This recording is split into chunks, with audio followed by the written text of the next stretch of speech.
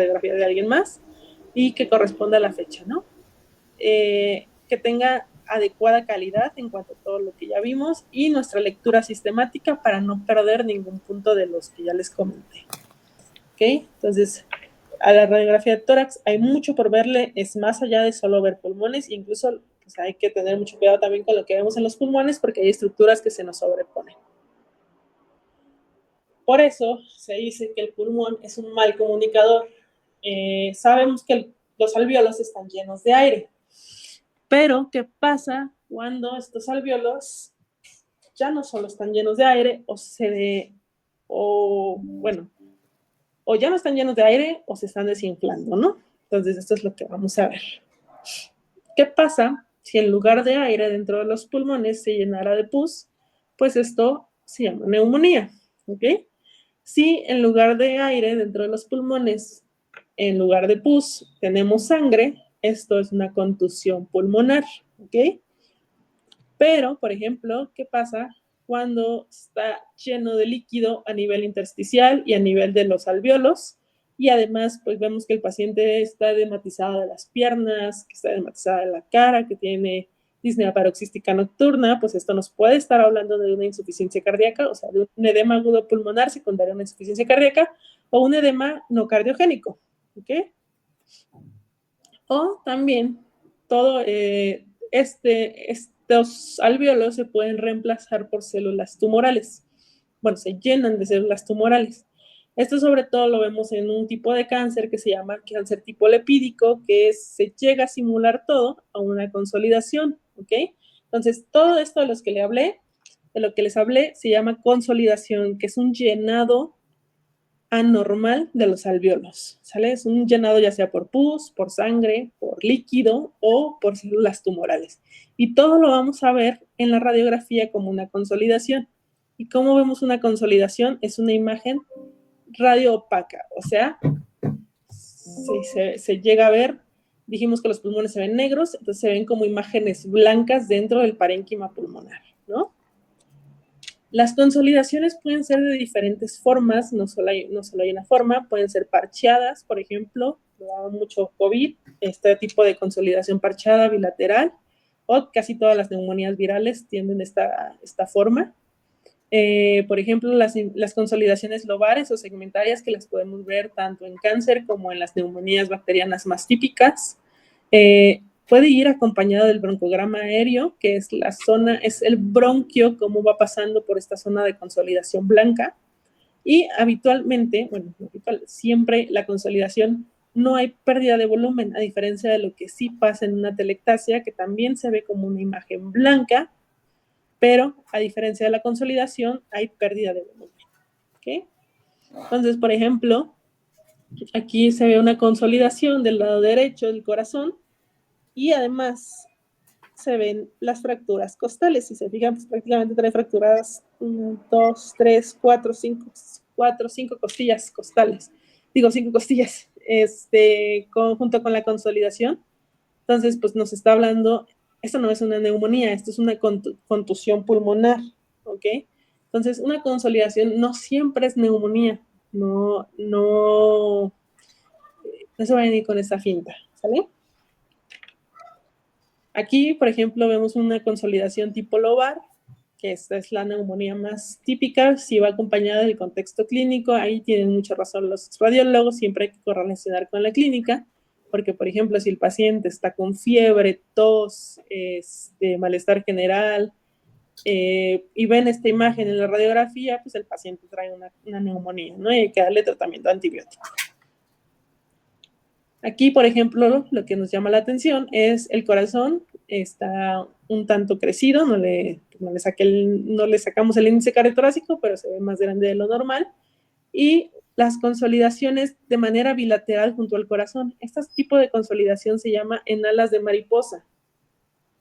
Y en el contexto de un paciente con disnea paroxística nocturna, edema de miembros pélvicos y que llega por tos con esputo asalmonelado, con falta de aire, pues este paciente lo más seguro es que esté en un edema agudo pulmonar, requiera tratamiento control de líquidos, diuréticos y a veces el uso de ventilación no invasiva, ¿no?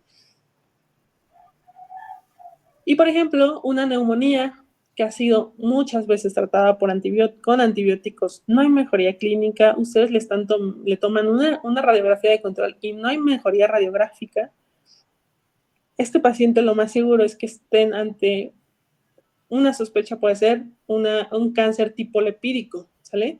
Que se ve como una consolidación, no se ve como una tumoración como tal, sino se ve como un llenado alveolar, ¿ok?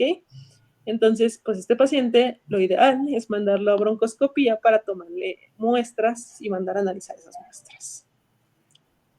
Ok, aquí vemos un poquito más de ejemplos. En la primera imagen vemos, incluso se ve muy clarito el broncograma aéreo. Dentro de la zona blanca se llega a ver como un camino enredado, radiolúcido, como más negrito, que ese es el broncograma aéreo, ¿sale? El broncograma aéreo, pues es cómo pasa la vía aérea a través de unos alvéolos con mucho o sea, con llenado alveolar. Y otra neumonía lobar. Y aquí ya nos marca más clarito cómo se ve el broncograma aéreo, ¿sale? Eso es como se debe, como habitualmente se ve. Y bueno, yo creo que han escuchado muchas veces en algún hospital el término telectasia, pero algo que nadie se nos ha explicado muy claro. La telectasia, pues, es como los alvéolos como si estuvieran desinflados, como si tuvieran un globo desinflado, ¿no? Entonces, en lugar de estar llenos de aire como deberían de estar, están como si estuvieran todos pues desinflados, tal cual, ¿sale? Y si ven, o sea, si tenemos varios globos desinflados, pues esa zona se vuelve más pequeña. Entonces, ¿cómo veríamos un pulmón?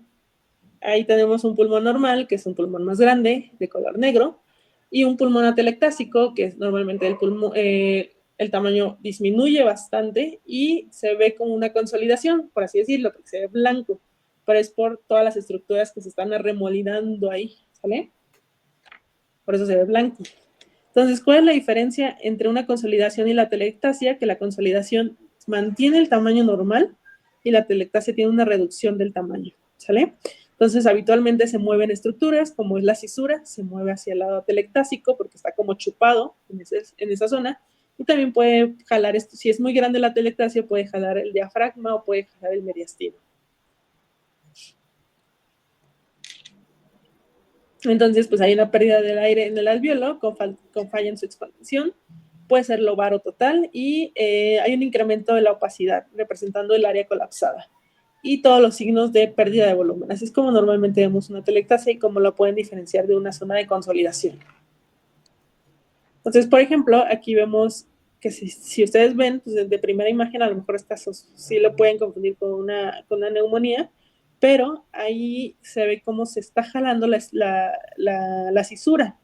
Entonces, hay una pérdida de volumen, que pues, es una telectasia parcial, no es tan grande, entonces no se jalan las estructuras mediastinales. Aquí, por ejemplo, en la radiografía del medio, vemos cómo se está jalando un poco la tráquea, bueno, el bronquio principal derecho se está jalando y el diafragma también se está elevando. ¿Ok? Y aquí también, en la última, también si se fijan, si comparan los dos diafragmas, uno está mucho más arriba que el otro. Cabe recalcar, el diafragma derecho, que es donde está el hígado, suele estar un poco más arriba que el izquierdo por la presencia del hígado. ¿Ok? Entonces aquí se ve incluso cómo se ve la burbuja gástrica hasta junto al corazón, ¿vale? Porque se están jalando estructuras del diafragma. Aquí se ven también cómo se ve más arriba la burbuja gástrica y todo el diafragma izquierdo. Y también en la última radiografía, cómo se están jalando todas las estructuras del mediastino. Y bueno, es muy fácil también confundir las atelectasias con derrames pleurales, una atelectasia completa con un derrame completo. ¿Qué es lo que nos hace muchas veces diferenciarlo? Cómo se comportan las estructuras vecinas. ¿Okay? Aquí, si se fijan, la tráquea se está jalando hacia la zona blanca, hacia la zona radiopaca, lo que es contrario a lo que pasaría en un derrame pleural completo. Como es agua, el derrame pleural, lo que haría con las estructuras mediastinales sería empujarla hacia el otro lado, ¿sale? Entonces, esta es una forma de diferenciar entre una telectasia completa y un derrame pleural completo, ¿vale? Pero así es como también podemos tener una telectasia completa, por ejemplo, un tumor a nivel del bronquio principal o moco que esté obstruyendo el bronquio principal, pueden provocar esas atelectasias, o que hayan intubado bronquio únicamente, o sea, se hayan ido de más y hayan intubado solo uno de los bronquios.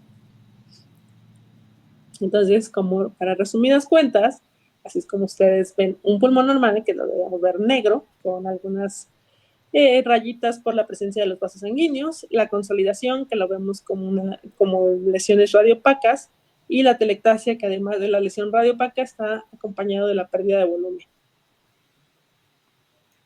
Otras lesiones que vemos a nivel del parénquima pulmonar son los nódulos, que suelen ser opacidades redondeadas. Habitualmente el tamaño es muy representativo en estos casos porque son menores de 3 centímetros. Más de 3 centímetros, esto ya se llama masa o tumoración, entonces es importante diferenciarlos. Y los nódulos pueden tomar muchas formas, mal definidas, bien definidas, en vitrio despulido, consolidados, cavitados, calcificados, y pueden tomar también la dirección que quieran. Pueden tener una distribución más linfática, una distribución periférica, una distribución un poco más bronquial. Entonces también pueden tomar diferentes distribuciones, ¿no? Pueden ser solitarios o pueden ser múltiples. Y pues siempre un nódulo solitario es un motivo de estar vigilando a un paciente. Depende de las características que tenga este nódulo. Vemos si puede ser benigno o si es maligno este nódulo. Y los múltiples pueden ser por muchas causas. Una de las principales es infecciosas. Por ejemplo, tuberculosis puede dar múltiples nódulos con distribución miliar, es uno de ellos. O los múltiples nódulos también los vemos en cáncer, pero en cáncer metastásico. Entonces, cuando vemos múltiples nódulos, pues sí, también nos obliga a pensar un poquito mal. Si el paciente tiene ya el antecedente de algún tumor primario, pues lo más seguro es que estemos ante una metástasis pulmonar. Y, por ejemplo, si ven las lesiones redondeadas bilaterales de distribución un poquito aleatoria que estamos teniendo en este paciente, si no mal recuerdo, era un cáncer de tiroides, que entonces ya es una metástasis a nivel pulmonar. Y, por ejemplo, la masa, a diferencia de los nódulos, es una imagen también radiopaca, pero la diferencia es el tamaño, que aquí es más de 3 centímetros, y una masa o una tumoración también pues lo que más nos llega a hacer sospechar es una tumoración primaria. Aquí vemos varios ejemplos de cómo se ve la tumoración. Aquí por ejemplo, la primera se ve de bordes bien definidos, pareciera que sale de la cisura. Entonces, si por ejemplo es un paciente nefrópata con estas características, hay un tipo de tumor que se llama tumor evanescente, que al mejorar la cantidad de líquidos, este tumor desaparece y es por líquido. Y en la otra, pues también vemos una masa que pareciera más de vidrio despulido por la densidad que tiene, y de bordes bien definidos, y también es única. Aquí, por ejemplo, lo que vemos a nivel del tercio superior es una lesión radiopaca, pero que en su centro tiene una parte radiolúcida. Esto se llama cavitación. Y es esta zona, o sea, esta zona blanca donde por dentro vemos como si tuviera un hoyo, ¿vale? Las cavitaciones, sobre todo si son en los tercios superiores, nos hacen sospechar o en tuberculosis o también en algún tipo de cáncer, ¿sale? Entre más gruesa sea esta cavitación, muchas veces nos llega a sospechar a que es algo maligno, más allá, o sea, más a favor de que sea algo maligno a que sea tuberculosis. Y por ejemplo, aquí vemos otras dos cavitaciones. En una de las cavitaciones pareciera que hay algo dentro en el interior de la lesión, y la otra se ve de bordes mucho más delgados que la imagen previa. Aquí todavía se ve más delgadita estos bordes que tiene la cavitación, pero sí se ven muy definido cómo está bien delimitado, ¿no? Y, por ejemplo, otra de las lesiones que vemos muy comúnmente en radiografía, que a veces es un poquito más difícil de detectarlas porque se llegan a confundir con estructuras normales, es las opacidades reticulares o opacidades intersticiales, que son como este entramado como de telaraña que se ve en la radiografía. Por ejemplo, cuando vemos este tipo de lesiones, nos obliga a pensar, o ya sea en algún proceso de sobrecarga de volumen, en edema o en enfermedades intersticiales. Sí es un poquito más de tener el ojo un poquito más fino, pero sí se llegan hay veces que se ven muy, muy claritos, ¿no? Y aquí, por ejemplo, ¿se acuerdan que les decía que todas las estructuras vasculares que recorren el pulmón habitualmente solamente se ven entre más cerquita del mediastino, pues más las vemos, entre más nos alejemos hacia la pleura o hacia la periferia, es más difícil verlo. Y si se fijan, pues aquí se ven muy claritas algunas de las opacidades intersticiales que les comento. Las llegan a ver aquí y las llegan a ver también aquí, ¿sale? Y aquí también se ven muy claritas cómo se ve todo este entramado como de telarañas que se ve dentro del polvo. Aquí se ven mucho más claritas todas estas opacidades. Aquí esta radiografía pues es malísima, se ve muy mal, pero aún así sí les deja ver un poquito del entramado reticular que se ve en toda esta zona, ¿no? Y en la otra radiografía está muy clara esta trama reticular que se ve desde la parte alta del pulmón y también en la parte baja.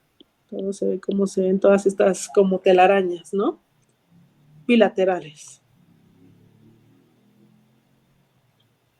Y bueno, yo supongo que alguna vez han escuchado hablar del neumotórax, ¿no? Que el neumotórax no es otra cosa que la presencia de aire entre las pleuras. No es lo mismo que la telectasia, que ya dijimos la telectasia es como si estos globos, que son los alvéolos, se desinflaran, mientras que el neumotórax es la presencia de aire dentro entre las dos pleuras que tenemos, ¿ok? Entonces, ¿qué es importante y detectar en la presencia de un neumotórax? Es, primero que nada, pues detectar cómo se ve la zona de neumotórax. Si se fijan, toda esta zona se ve negra, completamente negra, sin nada que recorra el parénquima del pulmón, ¿sale? Y determinar dónde está la línea pleural. Entonces, si se fijan, aquí se ve muy clarita, aquí está toda la línea pleural. Entonces, ahí está, esa es la zona de neumotórax. Actualmente, el neumotórax ha cambiado un poquito la forma en que se trata, ya no somos tan invasivos, afortunadamente. Y, por ejemplo, si el paciente no tiene síntomas, muchas veces se puede tratar de forma un poquito más conservadora, pero siempre viendo el tamaño del neumotórax y los síntomas del paciente y los factores de riesgo que tenga el paciente. ¿Okay? Entonces, hay neumotórax muy, muy evidentes, como lo ven aquí. Esta es la línea pleural. Si se fijan, el mediastino está en medio, no hay datos de atención, pero sí se ve muy clarito toda la línea pleural. A veces la escápula que se ve aquí llega a confundir que esto parece ser la línea, pero no, la línea pleural está aquí, ¿no? Entonces es muy importante diferenciar dónde está el tamaño del neumotórax. Este es un neumotórax bastante grande, aunque no está tensión, pues es bastante grande y lo más seguro es que el paciente sí tenga disnea, tenga dolor, y requiera alguna intervención como la colocación de algún catéter o alguna sonda pleural. Y en esta, a veces lo difícil de ver la línea pleural es que se llega a confundir con las costillas, pero si se fijan, aquí se ve el recorrido de la pleura. Y aquí está el neumotórax, ¿ok? Es un neumotórax más pequeño, depende de los síntomas, pues bueno, vamos a ver cómo tratamos a este paciente. Esta es la diferencia, y esto puede ser algo ya muy grave, que es un neumotórax a tensión. El neumotórax a tensión requiere completamente una valoración de urgencia y el tratamiento lo más rápido que se pueda. Vemos cómo empuja completamente las estructuras mediastinales, están empujadas para acá. Ni siquiera vemos línea pleural, o sea, se ve como algo todo apachurrado aquí, pero ni siquiera se llega a ver bien clara la línea pleural y como todo se está empujando hacia el otro lado. El paciente lo más seguro es que pueda llegar chocado o muy cerca del choque. Entonces, lo ideal muchas veces es aquí descomprimir el neumotórax y colocar alguna forma de volver a expandir este pulmón. La principal causa de neumotórax de tensión es trauma de tórax. Entonces, es muy importante tratar a tiempo a estos pacientes. Y, por ejemplo, pues hay neumotórax que son menos evidentes y se ve la línea pleural, pero también a veces la calidad de la radiografía pues, no les deja ver tan claro el neumotórax. Y aquí hay otro neumotórax que es demasiado evidente y definitivamente es un neumotórax de tensión. Vean cómo empuja todo esto. Y hay otra alteración o patología que se llama neumomediastino, que a diferencia del neumotórax es la presencia de aire a nivel del mediastino. Hay veces que es un poquito más difícil de ver, pero sí se ve muy clarito cómo se ve esta zona como radiolúcida dentro del mediastino, ¿sale? Por ejemplo, esto pasa muy seguido en pacientes con asma, pacientes o con mucha hiperinsuflación que hacen mucho esfuerzo o incremento de la presión negativa y puede romper algunas zonas alveolares y es como se recorre, o sea, como pasa el aire a través del mediastino. Habitualmente aquí no se coloca sonda ni catéter, se suele tratar de manera conservadora con oxígeno suplementario a grandes dosis o de preferencia, de hecho, es oxígeno alto flujo al 100% y reabsorción de este aire. Un signo muy conocido y muy famoso en radiografía se llama el signo del menisco, que no es otra cosa más que esta forma acá, ¿vale? Y que es muy sugerente de derrame pleural, ¿ok? Entonces, y habitualmente para poder ver este signo, pues necesitamos que el paciente esté parado para poder, como cualquier líquido, el líquido tiende a la gravedad. Entonces, si el paciente lo acuestas, puede que pierdas este signo, mientras que si lo levantas, pues sí podemos ver clarito el signo, ¿no? Y depende del tamaño del derrame pleural, es como podemos ver la cantidad de líquido. Menos de 150 mililitros es difícil verlo en la radiografía póstero anterior y más o menos unos 75 mililitros lo podemos ver desde la radiografía lateral. Para eso el derrame pleural y el neumotórax actualmente se prefiere el uso del ultrasonido o como complemento también ultrasonido con radiografía. La diferencia pues, es que con el ultrasonido no lo vas a radiar. Entonces, el signo del menisco, pues aquí lo ven clarito, ¿sale? Y se ve como el columpito que se suele ver en el signo del menisco, ¿no? Bueno, y aquí aparte, pues podemos verle varios artefactos a este paciente. Tiene un marcapasos, tiene como una cadenita ahí. Entonces, todo esto no debería de tener una radiografía porque interfiere, bueno, obviamente el marcapasos sí, ¿verdad? Pero el resto de cosas no. Y, por ejemplo, el signo del menisco aquí también se llega a ver muy clarito. Entonces, este paciente lo más seguro es que tenga un derrame pleural, que es un derrame pleural unilateral, que prácticamente es tercio inferior y tercio medio lo que abarca este derrame. Es un derrame grande y depende si se va a buscar las características de por qué hizo este derrame. Hay que hacerle una toracocentesis al paciente. Aquí también vemos clarito el signo del menisco. Este no es, yo espero que ya tengan bien clarito cuál es este signo, porque lo van a ver mucho, ¿vale?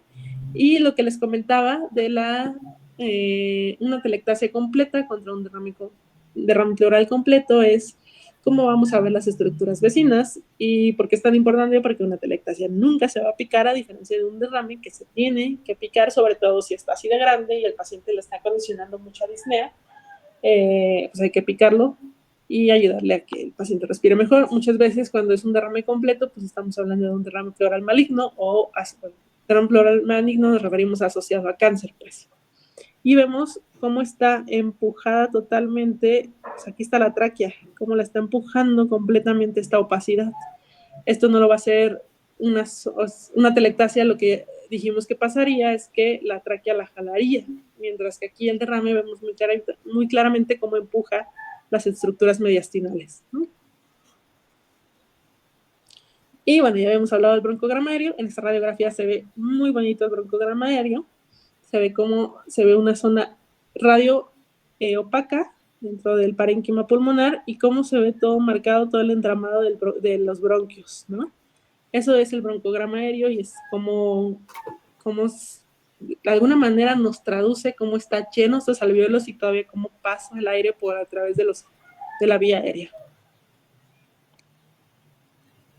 Y bueno, aquí un poquito más del reticular, que aquí se ve muy clarito cómo se ven todas estas rayitas reticulares, ¿no? Todas estas rayitas, hay veces que no es tan claro. Aquí lo que vemos es cuando les digo que no se les debe de pasar nada en una radiografía, es cómo están estas fracturas de las costillas, ¿ok?